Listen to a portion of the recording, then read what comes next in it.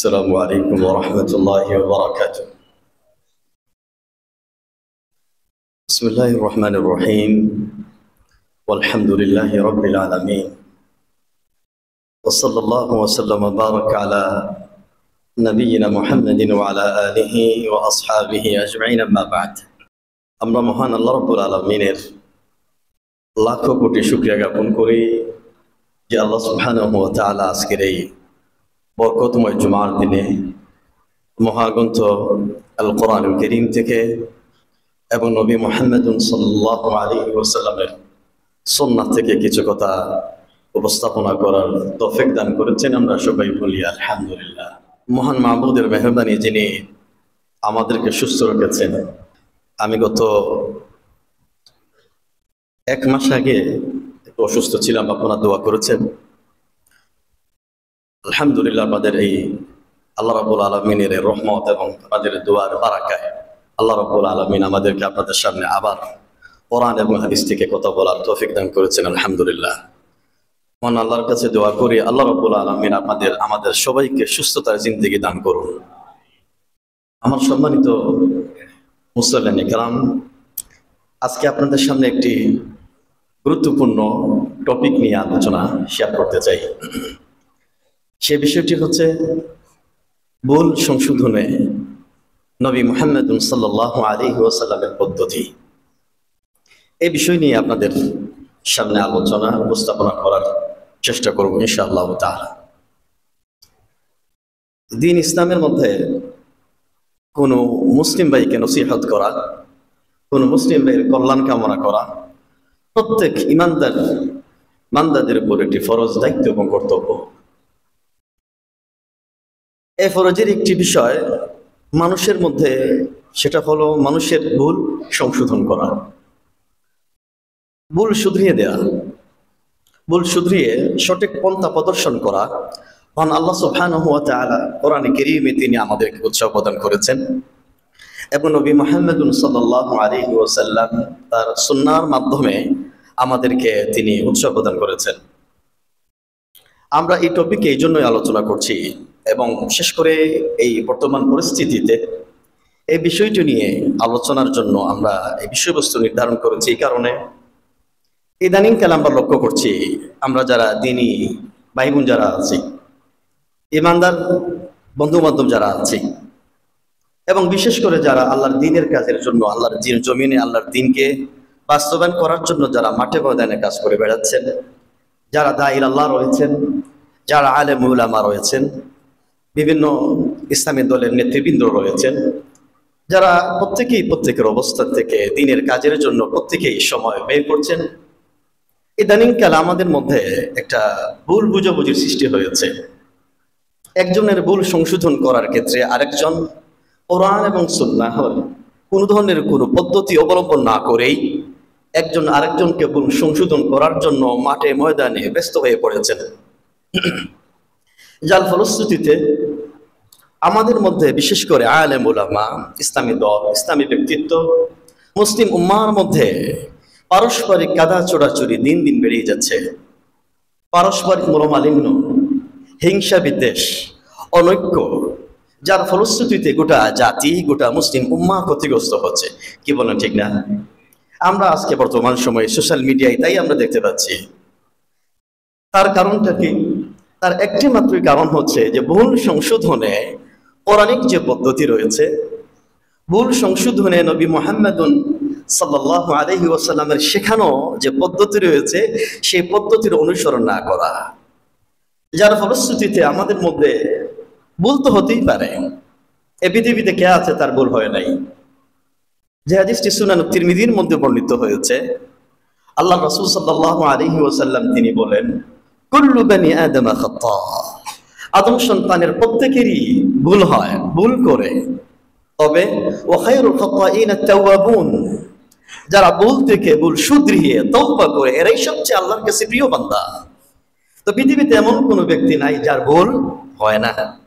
তো আমাদের দ্বীনী ভাই হিসাবে, একজন মুসলিম ভাই হিসাবে, একজন আলেম হিসাবে, একজন দায়ী হিসাবে আমার ভুল হতে পারে, আপনার ভুল হতে পারে, কিন্তু এই ভুলের সংশোধনী সঠিক পন্থায় যদি আমরা আজকে সংশোধনী করতে পারতাম, তাহলে আমাদের মধ্যে গাদা চোরাচুরি, আমাদের মধ্যে মনোমালিন্য, আমাদের মধ্যে অনৈক্য, আমাদের মধ্যে ফিরকাবন্দির সৃষ্টি হতো না, আমাদের মধ্যে দূরত্ব বেশি বাড়তো না, আমরা একজন আরেকজনকে কাফের ফতোয়া দিতাম না, আমরা একজন আরেকজনকে ইহুদিদের দালাল বলতাম না।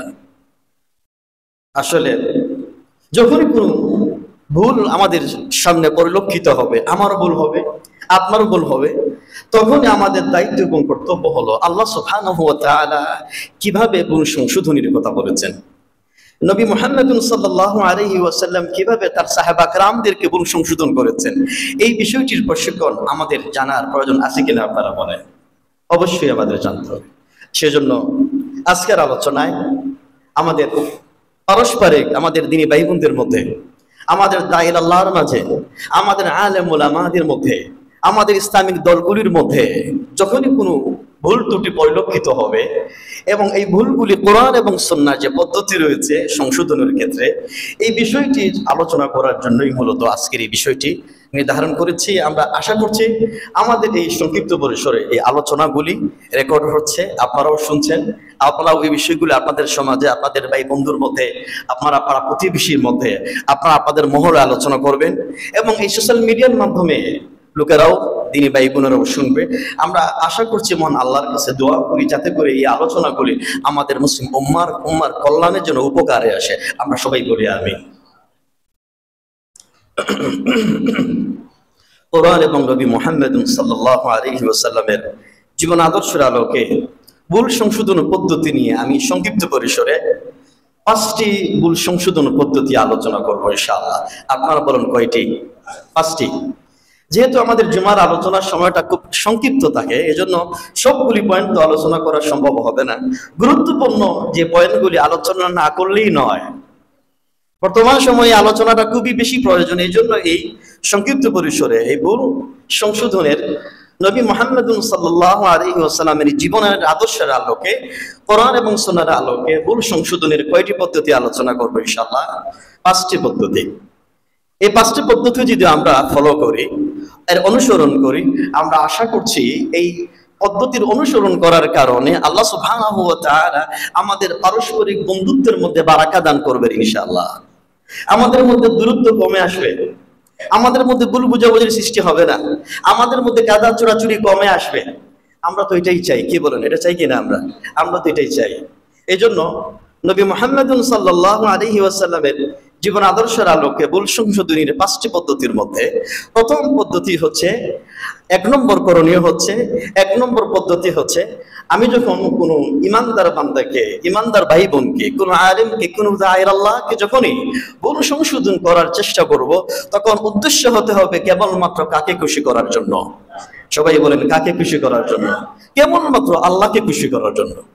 ব্যক্তিগত কোনো স্বার্থ এখানে কোনো কাজ করবে না, দলীয় কোনো স্বার্থ এখানে কোনো কাজ করবে না, কোনো আঞ্চলিকতার কোনো স্বার্থ এখানে কাজ করবে না, কোনো রাজনৈতিক কোনো স্বার্থ হাসিল এখানে উদ্দেশ্য হবে না, কোনো পক্ষকে, প্রতিপক্ষকে ঘায়েল করা অথবা ছোট করা, অথবা তার দলকে ছোট করা, অথবা তার নেতৃত্বস্থানীয় ব্যক্তিবর্গকে ছোট করা, জাতির সামনে মুখোশ উন্মোচন করা, এই যদি উদ্দেশ্য হয়, তাহলে এই ভুল সংশোধনী কোরআন এবং সুন্নাহর আলোকে হতে পারে না। যে হাদিসটি ইমাম মুসলিম রাহিমাহুল্লাহ তার সাহিহের মধ্যে উল্লেখ করেছেন, আল্লাহ রাসূল সাল্লাল্লাহু আলাইহি ওয়াসাল্লামের সাহাবী তামিম আদ-দারি রাদিয়াল্লাহু আনহু থেকে বর্ণনা করেছেন, আল্লাহ রাসূল সাল্লাল্লাহু আলাইহি ওয়াসাল্লাম তিনি বললেন, আদ-দীনুন নাসীহা। ও আমার সাহাবীরা, ও মুসলিম উম্মাহর সদস্যরা, দ্বীন হচ্ছে কল্যাণ কামনা করা। আদ-দীনু, সবাই বলেন, আদ-দীনুন নাসীহা, আদ-দীনু আন-নাসীহা। সুবহানাল্লাহ, যে আল্লাহ প্রদত্ত যে পরিপূর্ণ যে দ্বীন আল্লাহ কোরআনের মাধ্যমে নাযিল করেছেন, নবী মুহাম্মদ সাল্লাল্লাহু আলাইহি ওয়াসাল্লাম 23টি রিসালাতের জিন্দেগীর মাধ্যমে নাযিল করেছেন। আল্লাহ রাসূল সাল্লাল্লাহু আলাইহি ওয়াসাল্লাম বলছেন, এই পুরো 30টা বছরই হলো দ্বীন, পুরো 30 পারা কোরআনই হলো দ্বীন। আর দ্বীনের অর্থই হলো, সারমর্মই হলো আন-নাসীহা, একজন মুসলিম আরেকজন মুসলমানের জন্য কল্যাণ কামনা করা। আর দ্বীন হলো কল্যাণ কামনা করা। কি কামনা করা বলেন আপনারা? দ্বীন হলো কি কামনা করা? কল্যাণ কামনা করা। সাহাবীরা বললেন, কুলনা লিমান ইয়া রাসূলুল্লাহ, হে আল্লাহর রাসূল, দিন তো কল্যাণ কামনা করা, বুঝতে পারলাম, কিন্তু এটা কাদের জন্য? তখন রাসূলুল্লাহ সাল্লাল্লাহু আলাইহি ওয়াসাল্লাম তিনি বলেন, লিল্লাহি, কল্যাণ কামনা হলো কার জন্য? আল্লাহর জন্য। ওয়ালি কিতাবিহি, আল্লাহর কিতাবের জন্য। ওয়ালি রাসূলিহি, নবী মুহাম্মদুন সাল্লাল্লাহু আলাইহি ওয়াসাল্লামের জন্য। ওয়ালি আইম্মাতিল মুসলিমিন, মুসলমানদের শাসক বর্গের জন্য। ওয়ালি আম্মাতিহিম, গোটা মুসলিম উম্মার জন্য। বলুন না সুবহানাল্লাহ। তাহলে এই দিন যে বিষয়টি, আপনি যখনই কোনো দিনী ভাইকে, দিনী বোনকে, ইসলামী ব্যক্তিত্বকে, কোনো ওয়াইজকে, কোনো দায়ের আল্লাহকে, কোনো ইসলামী সংগঠনকে, ইসলামী দলকে, ব্যক্তিত্বকে যখনই আপনি সংশোধন করবেন, যখনই আপনি কল্যাণ কামনা করবেন, যখনই তাকে আপনি শুধরিয়ে দেওয়ার চিন্তা ভাবনা করবেন, তখন আপনার হৃদয়ের মধ্যে থাকতে হবে এই সংশোধনের পিছনে সন্তুষ্টি হবে কার? আল্লাহ। এই জন্য আল্লাহ রাসূল বলেছেন, আদ-দীনুন নাসীহা, দ্বীনই হলো অন্যের জন্য কল্যাণ কামনা করা, আর সেটা হবে কেবলমাত্র কার জন্য? আল্লাহকে খুশি করার জন্য। নিছক কোন স্বার্থকে হাসিল করার জন্য এটা নসিহত হতে পারে না। এই জন্য ইমাম ইবনে রাজব আল-হাম্বলি রাহিমাহুল্লাহ তিনি তার প্রসিদ্ধ কিতাব জামি' আল-উলুম ওয়াল হিকাম, এই কিতাবের মধ্যে তিনি বলেছেন, যদি কোনো ব্যক্তি সত্যিকার অর্থে অন্য কোনো ভাইকে আল্লাহকে খুশি করার জন্য যদি কল্যাণ কামনা করে, নসিহত করে, উপদেশ দেয়, সংশোধন করে, তার অর্থ হলো ওই ব্যক্তিকে সে গোপনে নসিহত করবে। কিভাবে নসিহত করবে? গোপনে নসিহত করবে, প্রকাশ্যে জনমানুষের সামনে, জনসমক্ষে, কোনো মাঠে ময়দানে, ওয়াজ মাহফিলে তাকে কোনো ধরনের অপমান সে করবে না। এটা নসিহত হতে পারে না, এটা কল্যাণ হতে পারে না। আপনি যখন কোনো মানুষকে প্রকাশ্যে তার সমালোচনা করছেন, এটা তাকে অপমান করা হয়, তাকে সম্মান করা হয় না। ওমর ইবনে খাত্তাব রাদিয়াল্লাহু আনহু তার জীবনের একটি কাহিনী আপনাদের শোনাতে চাই। ওমর রাদিয়াল্লাহু আনহু যখন তিনি খলিফাতুল মুসলিমিন ছিলেন, তার সময় একজন ব্যক্তি যার নাম ছিল আবু মিহজান, তিনি মাঝে মধ্যে মদ পান করতেন। কি পান করতেন? বলুন না, কি পান করতেন? মদ পান করতেন। তো মদ পান করার কারণে অনেক সময়, বিভিন্ন সময় আমিরুল মুমিনিন ওমর ইবনে খাত্তাব রাদিয়াল্লাহু আনহু থেকে মদের শাস্তি দিতেন। একদিন আমিরুল মুমিনিন আবু মিহজান তাকে মদের শাস্তি কার্যকর করার ক্ষেত্রে একদিন কেঁদে ফেললেন, কাঁদতে শুরু করলেন। ওমর ইবনে খাত্তাব রাদিয়াল্লাহু আনহু বললেন, ওয়াইহাকা ইয়া আবা মিহজান, হে আবা মিহজান, তোমার জন্য খুব আফসোস হয়। ইন্নী উকিমু আলাইকাল হাদ ওয়ালাকিন্নী আবকি আলাইকা লা আলাইক, আমি তোমার উপরে মদের শাস্তি কার্যকর করি, কিন্তু আমি তো তোমার জন্য কাঁদছি, তোমার উপর কাঁদছি না। আমি কাঁদছি কার জন্য? আমি তোমার জন্য কাঁদছি, তোমার উপরে কাঁদছি না। অর্থাৎ তুমি যে বারবার মদ পান করো আর তোমার উপর আমি শাস্তি কার্যকর করি, এটা আমার জন্য খুবই কষ্টকর হয়। আহারে, যদি না তুমি এই মদ পান পরিত্যাগ করে আল্লাহকে তওবা করে, আল্লাহর সামনে তওবা করে ভালো মানুষ যদি হয়ে যেতে, এই জন্য আমি কান্নাকাটি করছি। সুবহানাল্লাহ, কি হৃদয় থেকে, কি খাঁটি হৃদয় থেকে আবু মিহজানের জন্য আমিরুল মুমিনিন রাদিয়াল্লাহু আনহু, ওমর ইবনে খাত্তাব রাদিয়াল্লাহু আনহু আবু মিহজানের জন্য হৃদয় থেকে তিনি কান্নাকাটি করছেন যে আবু মিহজান বারবার তাকে আমি শাস্তি দিচ্ছি, তার উপর রাগান্বিত হয়ে নয়, আমি কাঁদছি মূলত সে যে বারবার শাস্তির কারণে আল্লাহর গজবের মধ্যে পড়ে যাচ্ছে, কিভাবে তাকে গজব থেকে বাঁচানো যায়। আমার সম্মানিত দিনী ভাই এবং আমার সম্মানিত দিনী ভাইয়েরা, আমরা আমাদের দিনী ভাইদেরকে যখনই কোনো ভুলের মধ্যে দেখবো, আমাদের হৃদয়টা কান্নাকাটি করবে, আমাদের হৃদয়টা কেঁপে উঠবে। আরে আমার ভাই ভুলের মধ্যে পড়ে গিয়েছে, কিভাবে তাকে সংশোধন করতে পারি, কিভাবে তাকে আল্লাহর পথে নিয়ে আসতে পারি। আমার হৃদয়টা যদি আল্লাহকে খুশি করার জন্য হয়, তাহলে এই কাজটুকু আল্লাহর জন্য হবে, তা না হলে এই কাজটুকু আল্লাহর জন্য হবে না। এই জন্য আমার সম্মানিত ভাইয়েরা, আমাদের ভুল সংশোধন এই পদ্ধতি যদি বরকতময় করতে চান, ভুল সংশোধন পদ্ধতি যদি একটা ফলদায়ক করতে চান, ভুল সংশোধন পদ্ধতি যদি সমাজের মধ্যে বারাকা বরকত নিয়ে আসতে চান, সমাজের মধ্যে কাদা চোরাচুরি কমিয়ে নিয়ে আসতে চান, তাহলে আমাদের ভুল সংশোধনের ক্ষেত্রে আমাদের উদ্দেশ্য থাকবে কাকে খুশি করা? আল্লাহকে খুশি করা। দুই নম্বরের ভুল সংশোধনী করার ক্ষেত্রে নবী মুহাম্মদ সাল্লাল্লাহু আলাইহি ওয়াসাল্লামের সুন্নাহর আলোকে যে পদ্ধতির কথা আলোচনা করছি, যখনই আমরা ভুল সংশোধন করব, তখন নাম মেনশন না করে জেনারেল পুরো কাজের সমালোচনা করে তাকে সংশোধন করার চেষ্টা করব। কি বললাম? যখনই আমি কোনো মুসলিম বাহির, কোন আলেম উলামার, কোন দাঈর আল্লাহর ওই ব্যক্তির নাম মেনশন না করে, নাম উল্লেখ না করে, কিন্তু ওই ব্যক্তির কাজের সাধারণ সমালোচনা করে তাকে সংশোধন করার চেষ্টা করব, এটাই ছিল নবী মুহাম্মদ সাল্লাল্লাহু আলাইহি ওয়াসাল্লামের ভুল সংশোধন পদ্ধতি। নবী মুহাম্মদ সাল্লাল্লাহু আলাইহি ওয়াসাল্লাম এই পদ্ধতি তিনি অনেক সময় ব্যবহার করতেন। যে হাদিসটি এবং ঘটনাটি ইমাম আবু দাউদ রাহিমাহুল্লাহ তার সুনানের মধ্যে উল্লেখ করেছেন। আম্মা জান আয়েশা রাদিয়াল্লাহু আনহা তিনি বলেন, কোন একটি ব্যাপারে সাহাবা কিরাম রাদিয়াল্লাহু আনহুম কোরআন সুন্নাহ বহির্ভূত কিছু শর্ত আরোপ করেছিলেন। নবী মুহাম্মদ সাল্লাল্লাহু আলাইহি ওয়াসাল্লামের কাছে ওই সমস্ত সাহাবা কিরামদের এই অতিরিক্ত শর্তগুলো কোরআন সুন্নাহ বহির্ভূত ছিল। তো নবী মুহাম্মদ সাল্লাল্লাহু আলাইহি ওয়াসাল্লাম সরাসরি ওই সমস্ত ব্যক্তিদের নাম উল্লেখ না করে তিনি বললেন, ফামা বারু রিজালিন ইয়াশতারিতুনা শুরুতান লাইসাত ফি কিতাবিল্লাহ। লোকদের কি হলো, আজকালকে বর্তমান সমাজে লোকদের অবস্থা কেমন হলো, তারা এমন কিছু ইসলামের মধ্যে শর্ত আরোপ করছে যে শর্তগুলি কোরআনের মধ্যে নেই। এইভাবে করে রাসূল সাল্লাল্লাহু আলাইহি ওয়াসাল্লাম নাম মেনশন না করে তিনি কিসের সমালোচনা করেছেন? কাজের সমালোচনা করেছেন। এবং সাহাবা কেরাম রাদিয়াল্লাহু আনহুম তারা নিজে নিজে উপলব্ধি করতে পারলেন, আসলে এই বিষয়টি তো আমরা এই কোরআন সুন্নাহ বহির্ভূত শর্তগুলো আরোপ করেছি, তাহলে তো রাসূলুল্লাহ সাল্লাল্লাহু আলাইহি ওয়াসাল্লাম আমাদেরকে সংশোধন করার চেষ্টা করছেন। তেমনি ভাবে আরেকটি ঘটনা, নবী মুহাম্মদ সাল্লাল্লাহু আলাইহি ওয়াসাল্লাম যে ঘটনাটি ইমামুল বুখারী রাহিমাহুল্লাহ তার সহিহের মধ্যে বর্ণনা করেছেন। নবী মুহাম্মদ সাল্লাল্লাহু আলাইহি ওয়াসাল্লাম তিনি খবর পেলেন যে নামাজের মধ্যে, সালাতের মধ্যে কোন কোন সাহাবা কেরাম নামাজরত অবস্থায় আকাশের দিকে দৃষ্টিপাত করেন। নামাজরত অবস্থায় আমাদের দৃষ্টি থাকবে কোন দিকে? সেজদার দিকে। নবী মুহাম্মদ সাল্লাল্লাহু আলাইহি ওয়াসাল্লাম সংবাদ পেলেন যে নামাজরত অবস্থায়, সালাতরত অবস্থায় কোন কোন সাহাবা কেরাম কোন দিকে দৃষ্টিপাত করেন? আকাশের দিকে দৃষ্টিপাত করেন। তখন নবী মুহাম্মদ সাল্লাল্লাহু আলাইহি ওয়াসাল্লাম ওই সমস্ত সাহাবা কেরামদের সংশোধন করতে চাইলেন। নাম মেনশন না করে, নাম উল্লেখ না করে তিনি তাদের এই কাজের সমালোচনা করে তাদেরকে সুন্দরভাবে সংশোধন করার জন্য তিনি কি বললেন? মা বালু আকওয়ামিন ইয়ারফাউনা আবসারাহুম ইলাস সামাই ফি সালাতিহিম। অমুক লোকদের কি হলো, অমুক সমাজের লোকদের কি হলো, তারা সালাতের মধ্যে আকাশের দিকে দৃষ্টিপাত করে। সুবহানাল্লাহ, চিন্তা করেন কি চমৎকার ভাবে রাসূলুল্লাহ সাল্লাল্লাহু আলাইহি ওয়াসাল্লাম সাহাবা কেরামদের কাজের ভুলের সংশোধন চমৎকার ভাবে করছেন। মা বালু আকওয়ামিন ইয়ারফাউনা আবসারাহুম ইলাস সামা। ওই সমস্ত ব্যক্তিদের, সাহাবা কেরামদের কি হলো, তারা সালাতরত অবস্থায় কিসের দিকে তাকায়? আকাশের দিকে তাকায়। নবী মুহাম্মদ সাল্লাল্লাহু আলাইহি ওয়াসাল্লাম এক পর্যায়ে তার বক্তব্য কঠিন করে ফেললেন।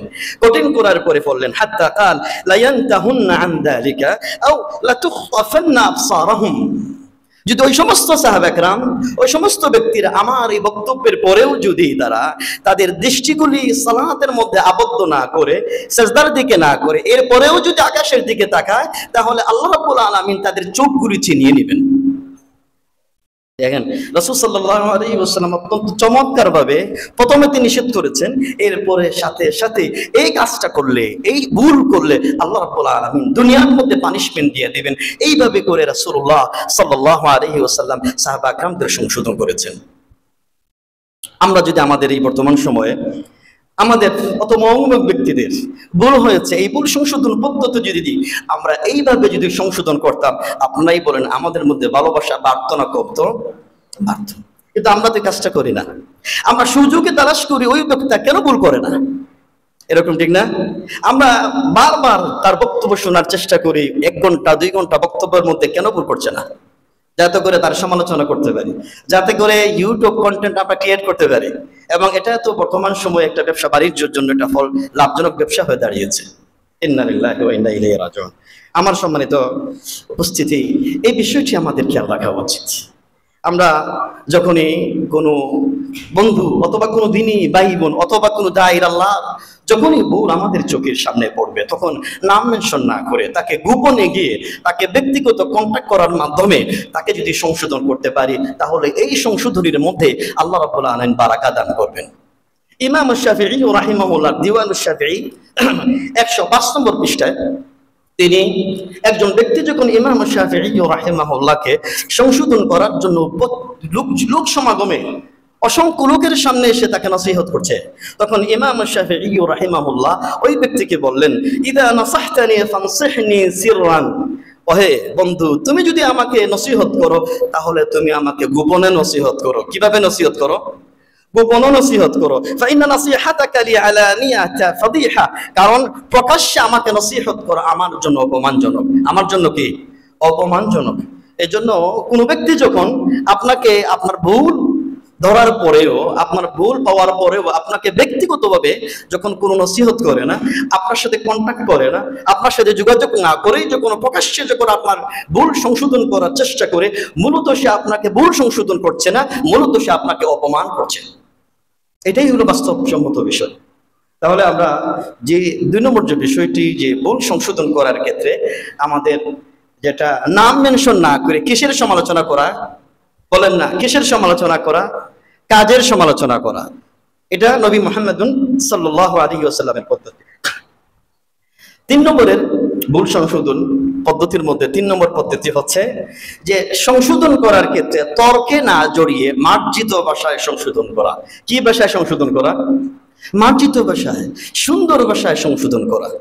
কোরআন কারীমে আল্লাহ সুবহানাহু ওয়া তাআলা সূরা আল বাকারার 83 নম্বর আয়াতে ইরশাদ করেছেন, ওয়াকুলু লিন্নাসি হুসনা। যখন আমরা মানুষের সাথে কথা বলবো, কি ভাষায় কথা বলবো? সুন্দর ভাষায় কথা বলবো। কি ভাষায় কথা বলবো? সুন্দর ভাষায় কথা বলবো। এই পৃথিবীর ইতিহাসে যদি আমরা সবচেয়ে বড়, এই পৃথিবীর ইতিহাসে স্বৈরাচারী কোন ব্যক্তি থাকে, সে ছিল ফেরাউন। এই পৃথিবীর ইতিহাসে সবচেয়ে বড় জালিম যদি কোনো ব্যক্তি থাকে, সে হলো ফেরাউন, যে ব্যক্তি নিজে রব ইলাহ দাবি করেছিল। এত বড় মাপের ফেরাউন, এত বড় মাপের কাফির, জালিম, ফাসিক যে ব্যক্তি রব দাবি করেছিল, ওই ব্যক্তির কাছে মহান আল্লাহ সুবহানাহু ওয়া তাআলা তার নবী মূসা এবং হারুন আলাইহিমাস সালাতু ওয়াস সালাম, এই 2 জন জলিলুল কদর পয়গম্বরকে আল্লাহ সুবহানাহু ওয়া তাআলা নির্দেশ করে বললেন, ইযহাবা ইলা ফিরআউনা ইন্নাহু তাগা। তোমরা 2 জন মিলে কার কাছে যাও? ফেরাউনের কাছে যাও। ইন্নাহু তাগা, সে সীমা লঙ্ঘন করেছে। তার কাছে গিয়ে কি করবা? ফাকুলা লাহু কাওলান লাইনা। তার কাছে 2 জনেই নরম সুরে কথা বলবা। কি সুরে কথা বলবা? নরম সুরে কথা বলবা। লাআল্লাহু, সম্ভবত আশা করা যায়, ইয়াতাযাক্কারু, সে আশা করা যায় চিন্তা ভাবনা করতে পারে, সে চিন্তা করতে পারে, আরে আমাকে যে নসিহত করা হচ্ছে এটা আমার কল্যাণের জন্য। আও ইয়াশা, হয়তো বা আল্লাহকে ভয় করে জাহান্নামের পথ থেকে জান্নাতের পথে আসতে পারে। আপনারা চিন্তা করুন, এই পৃথিবীর ইতিহাসে এত বড় জালিমের কাছে জলিলুল কদর 2 জন বড় বড় জলিলুল কদর 2 জন পয়গম্বরকে প্রেরণ করে দিয়ে আল্লাহ রাব্বুল আলামিন বলে দিলেন, ফাকুলা লাহু কাওলান লাইয়িনা, নরম সুরে, একবারে নম্র সুরে, নরম সুরে। লাইয়িনান, যার অর্থই হচ্ছে যে কথার মধ্যে আকর্ষণ থাকবে, যে কথা শোনার সাথে সাথে তার হৃদয়টা কেঁপে উঠবে, তোমার কথা শোনার সাথে সাথে তোমার মনটা গলে যাবে। এইরকম সুন্দর উপস্থাপন করে তার সামনে কথা বলো। সুবহানাল্লাহ। এই জন্য জলিলুল কদর 2 জন বড় বড় আল্লাহর শ্রেষ্ঠতম বান্দাদেরকে যদি আল্লাহ রাব্বুল আলামিন কাওলাল লাইয়িনান, সুন্দর নম্র সুরে কথা বলার নির্দেশ প্রদান করে থাকেন, তাও আবার পৃথিবীর সবচেয়ে বড় জালিমের সামনে, তাহলে বর্তমান সময়ে আমরা যারা দাঈ ইলাল্লাহ, আমরা যারা আলেম উলামা, আমরা যারা ইসলামী দল, আমরা যারা ইসলামী ব্যক্তিত্ব, আমরা যারা মুসলিম উম্মাহ, একে অপরকে একজন আরেকজন সবাই মিলেই তো আমরা আল্লাহর জান্নাতে যেতে চাই, সবাই তো আল্লাহর জাহান্নাম থেকে বাঁচতে চাই। তাহলে আপনারাই বলেন, এরকম মুসলিম ভাইদের সামনে, এরকম আলেম উলামাদের সামনে এরকম কটূক্তি করা কোন অবস্থায় আমাদের জন্য শুভনীয় হতে পারে? আপনারা বলেন, শুভনীয় হতে পারে না। এই কাজটুকু করছি কারণ কোরআনিক যে মূলনীতি, ভুল সংশোধনের মূলনীতি, যদিও আমরা কোরআন পড়ছি, যদিও আমাদের মাদ্রাসা সিলেবাসে কোরআন আছে, যদিও নবী মুহাম্মদ সাল্লাল্লাহু আলাইহি ওয়াসাল্লামের জীবন আদর্শের আলোকে আমরা বক্তব্য দেই, কিন্তু বাস্তব জীবনে কিন্তু আমরা তা প্রয়োগ করি না। আমার সম্মানিত উপস্থিতি, যে সমস্ত দ্বীনী ভাইরা, যে সমস্ত দাঈ আল্লাহ একজন আরেকজনের ভুল সংশোধন করতে গিয়ে গালিগালাজ করেন, নবী মুহাম্মদ সাল্লাল্লাহু আলাইহি ওয়াসাল্লাম যে হাদিসটি সহিহ বুখারীর মধ্যে বর্ণিত হয়েছে, রাসূল সাল্লাল্লাহু আলাইহি ওয়াসাল্লাম তিনি বলেন, আরবাউন মান কুন্না ফীহি কানা মুনাফিকান খালিসা। 4টি গুণ যার মধ্যে পাওয়া যাবে, সে স্পষ্টভাবে যে মুনাফিক, এটা প্রমাণিত হয়ে যাবে। এর মধ্যে একটা বক্তব্য হলো রাসূলুল্লাহ সাল্লাল্লাহু আলাইহি ওয়াসাল্লাম তিনি বলেছেন যে ওয়া ইযা খাসামা ফাজারা, যখনই কোনো বক্তব্য দেবে সে তখন ঝগড়ার মধ্যে লিপ্ত হয়ে যাবে। যখন সে বক্তব্য দেবে ফাজারা, গালিগালাজ শুরু করে দেবে। তো আমাদের মধ্যে অনেকেই ভুল সংশোধন করার ক্ষেত্রে আমরা অনেক সময় বং সংশোধন না করি, গালিগালাজ শুরু করে দিয়ে দিই। এটা কোনো ইমানদার বান্দার এটা কোনো পরিচয় হতে পারে না। আমি শুনতে খুব অবাক লাগে যে বর্তমান সময়ে একজন জনৈক একজন বড় আলেম তিনি আরেকজন আলেমকে সংশোধন করতে গিয়ে বলেছেন নাউযুবিল্লাহ। এটা কোনো আলেমের মুখে শোভনীয় হতে পারে না। এটা আমরা আশা করি না। আমরা আশা করি আমার যদি কোনো ভুল হয়, আমরা আশা করি আমার কোনো দায়ীর আল্লাহর কোনো ইসলাম ব্যক্তিত্বের কোনো আলেমের যদি ভুল হয়, তাকে ফোন করে কন্ট্যাক্ট করার মধ্য দিয়ে মন আল্লাহকে খুশি করার মাধ্যমে তাকে আমি যেন কোরআন এবং সুন্নাহর মাধ্যমে সংশোধন করে দিতে পারি। এটাই তো আমাদের উচিত। আমরা কোনো মনের মধ্যে হৃদয়ের মধ্যে হিংসা লালন করে কোনো ব্যক্তির বিরুদ্ধে বক্তব্য দেওয়া আপনার আমার জন্য এটা জায়েজ হতে পারে না। এই জন্য আমরা আমাদের এই জুমার আলোচনা থেকে বিনীতভাবে আলেমদের শানে, আমাদের দায়ীর আল্লাহর শানে আমরা যেন এমন কোনো শব্দ চয়ন না করি যে শব্দ চয়নের কারণে অন্যান্য অমুসলিমরা, সাধারণ মুসলমানেরা আমাদের বিরুদ্ধে কটূক্তি করতে পারে, আমাদের বিরুদ্ধে বক্তব্য দেওয়ার সুযোগ পেয়ে যেতে পারে। কি বলেন, ঠিক না? আমরা যেন কাজটা না করি, আমরা যেন আল্লাহর ওয়াস্তে আমরা একে অপরকে সংশোধনের, আল্লাহকে খুশি করার উদ্দেশ্যে যেন আমরা সংশোধন করার চেষ্টা করি। 4 নম্বরের আমরা ভুল সংশোধনের নববী পদ্ধতির মধ্যে 4 নম্বরের পদ্ধতি হচ্ছে যে ভুল ভ্রান্তিকারীর উপর দয়া মমতা প্রকাশ করা। অনেক সময় অনেক ব্যক্তি তার বক্তব্যের মাধ্যমে, তার কথার মাধ্যমে, দাওয়াতি কাজের মাধ্যমে ভুল হতে পারে এবং ভুল হওয়ার সাথে সাথে সে নিজে অনুতপ্ত হয়। আছে কিনা আমাদের সমাজে এরকম ব্যক্তি? যদি এরকম অনুতপ্ত হয় তাহলে ওই ব্যক্তিদের প্রতি দয়া মমতা আপনাকে প্রকাশ করা সুন্নাহসম্মত। এই ঘটনাটি ইমামুল বুখারী রাহিমাহুল্লাহ তিনি তার সহিহের মধ্যে উল্লেখ করেছেন। আল্লাহ রাসূল সাল্লাল্লাহু আলাইহি ওয়াসাল্লামের সাহাবী আবু হুরায়রা রাদিয়াল্লাহু আনহু তিনি বলেন, একজন ব্যক্তি এসে নবী মুহাম্মদ সাল্লাল্লাহু আলাইহি ওয়াসাল্লামের কাছে এসে বলল, ইয়া রাসূলুল্লাহ হালাকতু, আমার ধ্বংস হয়ে গিয়েছে, আমি শেষ হয়ে গিয়েছি, ধ্বংস হয়ে গিয়েছে। রাসূল সাল্লাল্লাহু আলাইহি ওয়াসাল্লাম বললেন, তোমার কি হয়েছে, তুমি ধ্বংস হয়ে গিয়েছো? বলল, ইয়া রাসূলুল্লাহ ওয়াকাতু আলা ইমরাআতি, আমি আমার স্ত্রীর সাথে রোজা অবস্থায় মিলন করে ফেলেছি। তো স্ত্রী রোজা অবস্থায় মিলন করা কি হারাম, মিলন করা হারাম। তখন নবী মুহাম্মদ সাল্লাল্লাহু আলাইহি ওয়াসাল্লাম বললেন, যাও, কি আর করার, রোজা পালন অবস্থায় তো মিলন করে ফেলেছো, সহবাস করে ফেলেছো, হাল তাজিদু রাকাবাতান তুতিকুহা, দাস মুক্তি করতে পারবা? তখন ওই ব্যক্তি বলল, ইয়া রাসূলুল্লাহ আমার কাছে কোনো দাস নেই, আমি তো গরীব। তারপরে রাসূলুল্লাহ সাল্লাল্লাহু আলাইহি ওয়াসাল্লাম বললেন, হাল তাস্তাতিউ আন তাসুমা শাহরাইনি মুতাতাবিআইনি, 2 মাস একাধারে 2 মাস রোজা রাখতে পারবা? সে বলবো, ইয়া রাসূলুল্লাহ তাও পারবো না। তারপরে রাসূল সাল্লাল্লাহু আলাইহি ওয়াসাল্লাম বললেন, ফাহাল তাজিদু ইতআমা 60 মিসকিনান, তুমি কি 60 জন মিসকিনকে খাওয়াতে পারবা? সে ব্যক্তি বলল, ইয়া রাসূলুল্লাহ তাও পারবো না। তখন আর কি আর করা? রাসূল সাল্লাল্লাহু আলাইহি ওয়াসাল্লাম দীর্ঘ সময় ধরে তিনি নিশ্চুপ হয়ে গেলেন। নিশ্চুপ হয়ে যাওয়ার পরে হঠাৎ করে একজন সাহাবী জুড়ি ভর্তি, টুকরি ভর্তি খেজুর নিয়ে আসলেন। টুকরি ভর্তি খেজুর নিয়ে আসার পরে রাসূলুল্লাহ সাল্লাল্লাহু আলাইহি ওয়াসাল্লাম বললেন, খুযহা ফাতাসাদদাক বিহি, যাও এটা দিয়ে সদকা করো, তোমার এই যে দিনের বেলায় রোজা অবস্থায় যে তুমি মিলন করে ফেলেছো এটার কাফারা হয়ে যাবে, যাও এটা নিয়ে সদকা করো।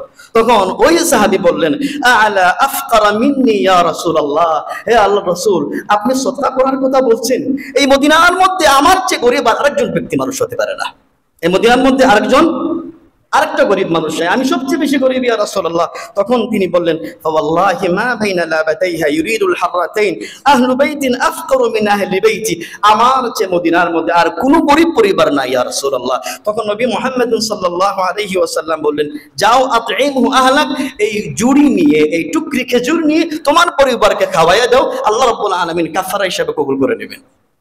হাদিসের মধ্যে আসছে, ফাদাহিকান নবী সাল্লাল্লাহু আলাইহি ওয়াসাল্লাম, নবী মুহাম্মদ সাল্লাল্লাহু আলাইহি ওয়াসাল্লাম এত সুন্দর করে মুস্কি হাসি দিলেন, হাত্তা বাদাত আনিয়াবহু, রাসূল সাল্লাল্লাহু আলাইহি ওয়াসাল্লামের এই যে চোখা দাঁতগুলি দৃশ্যমান হয়ে গিয়েছিল।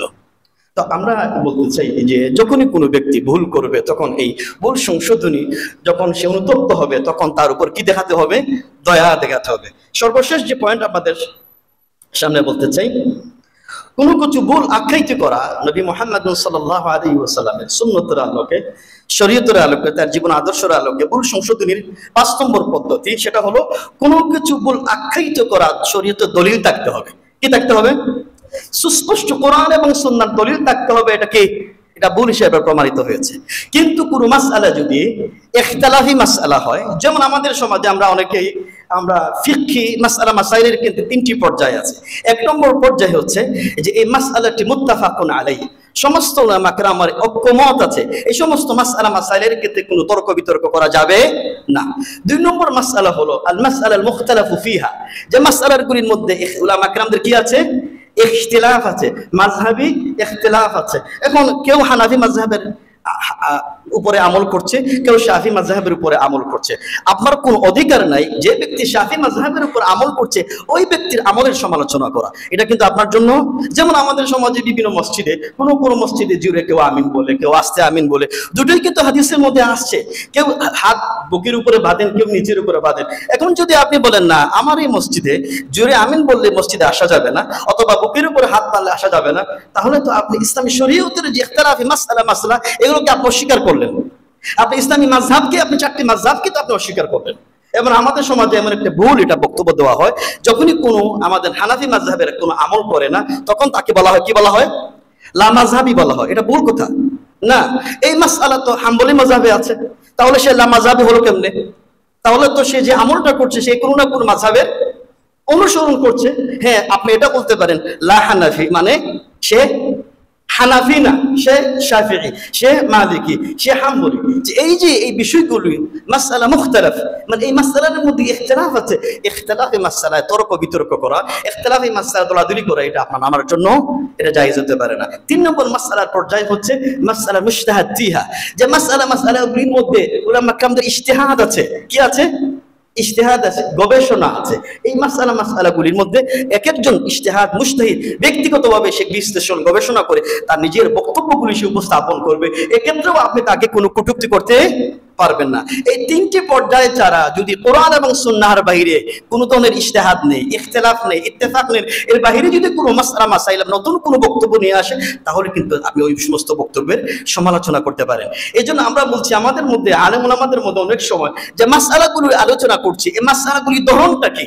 এটা কি মুত্তাফাকুন আলাইহি? এটা কি উম্মাত ইজমা? এটা কি ঐকমতের মাসআলা, না ইখতিলাফি মাসআলা, না ইজতিহাদি মাসআলা? এই বিষয়গুলি যতক্ষণ পর্যন্ত আপনি ক্লিয়ার না করবেন, ততক্ষণ পর্যন্ত শুধুমাত্র বক্তব্য, শুধুমাত্র তর্ক বিতর্ক চলতেই থাকবে, কোনো সমাধান আসবে না। আমার সময় তো ভাইরা, বিশেষ করে আমরা আপনাদের এখানেই বলতে চাই, আপনারা দেখবেন যে আমাদের এই মাসআলাগুলি কেন্দ্র করে একজন আরেকজনকে কাফির বলছে, অথচ তাকফির করা কত মারাত্মক বড় গুনাহ। একজন মানুষকে যখন আপনি এই ইখতিলাফকে কেন্দ্র করে, আপনি যখন সামান্য একটি মাসআলাকে কেন্দ্র করে তার সাথে কথা না বলে, তার সাথে কন্টাক্ট না করে যখন আপনি এই মাসআলাকে তাকফির করে দিলেন, তাহলে যে ব্যক্তি কাফির বলল এবং যাকে বলা হলো, দুইজনের মধ্যে যে কোনো একজন কি হয়ে যাবে? কাফির হয়ে যাবে। তো এরকম বক্তব্য অনেকেই জনৈক বড় বড় আলেম ওলামারা চর্চা করেন। যখন তাদেরকে প্রশ্ন করা হয়েছে আপনি তো অমুককে কাফের বলেছেন, তিনি আবার রিপিট করে বললেন আমি তো আবারও বলছি কাফের। তাহলে কি কত বড় মারাত্মক কথা! এখন যদি যাকে তিনি কাফির বলেছেন উনি যদি কাফির না হয়, নিঃসন্দেহে যিনি ফতোয়া দিয়েছেন তিনি কাফির হয়ে গিয়েছেন। তাহলে এই বিষয়টি আমাদের উপলব্ধি করা প্রয়োজন। আমার সম্মানিত ভাইরা, আমার বক্তব্য আমি নবী মুহাম্মদ সাল্লাল্লাহু আলাইহি ওয়াসাল্লামের সুন্নাহর আলোকে ভুল সংশোধনের কয়টা পদ্ধতি আলোচনা করলাম বলেন আপনারা? 5টি পদ্ধতি। 1 নম্বর পদ্ধতি, আমি যখনই ভুল সংশোধন করব, এই ভুল সংশোধনের উদ্দেশ্য কি কার হবে? কাকে খুশি করা হবে? আল্লাহকে খুশি করা হবে। 2 নম্বর পদ্ধতি হলো দাওয়াতি ময়দানে নাম মেনশন না করে কিসের সমালোচনা করা?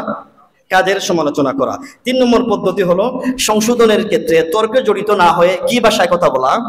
মার্জিত ভাষায় কথা বলা। 4 নম্বর ব্যক্তি হলো ভুল ভ্রান্তি যখন সে স্বীকার করে নেবে, তখন ভুল ভ্রান্তিকারীর উপরে কি প্রকাশ করা? দয়া এবং মমতা প্রকাশ করা। 5 নম্বরের যে কোনো কিছু ভুল আখ্যায়িত করতে হলে এই ভুলের পিছনে এটা কি থাকতে হবে?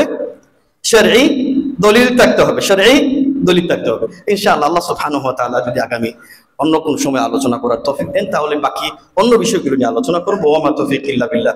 আসসালামু আলাইকুম ওয়া রাহমাতুল্লাহি ওয়া বারাকাতুহু।